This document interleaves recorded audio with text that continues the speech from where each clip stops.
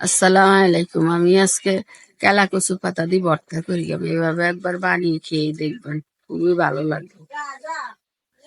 এই যে আমি এই জায়গায় কড়াইর মধ্যে তেল লইলাম পরিমাণ মতো, দিলাম আপনার টাকি মাছ। আপনি যে কোনো মাছ দিতেন, আর এগুলো আমি পুষ্করির তাজা মাছ তো লাগিয়েছি, জিয়েন্না মাছ। এরপরে এই জায়গায় মাছগুলা ভালো করে ভাজি, কয়টা কাঁচামরিচ ভাজি নিলাম। পরে পাতাগুলা ভাজি নিলাম সেই কড়াইয়ের মধ্যে, দিয়ে আমি একটু লবণ দিয়ে ভালো করে এগুলা টালে নিয়ে ওই জায়গায় মরিচ একটু কম হয়েছে, এই জায়গায় আরো দুইটা দিচ্ছি। এরপরে শিলপাটা বাড়ি নিই, আগে কাঁচামরিচ গুলা বাটগম, বাড়ি গুলা মিক্স করে নিয়াম। পরে আপনার ভাজি রাখা মাছগুলা ভাজি রাখছি, ওগুলার কাঁটা জারাই তো। এরপরে এগুলা বাড়ি নিই, মাছগুলা বাড়া হয়ে গেলে আপনার পাতাগুলা বাটগম।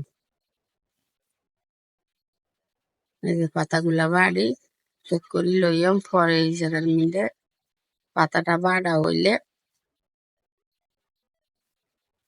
এরপরে এই জায়গার মধ্যে আপনার দিয়াম বিলাতি ধনিয়া হাতা, আর দিয়াম আপনার পেঁয়াজ কুচি, দিয়ে এগুলার আড়া বাড়া করে বাড়ি নিলাম। আমার বক্তাটা রেডি হয়েছে।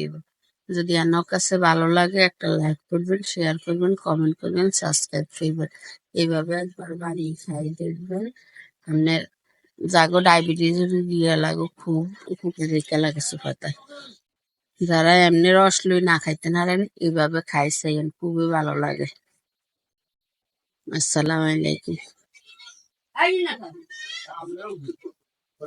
এই যে আমার বক্তব্য রেডি,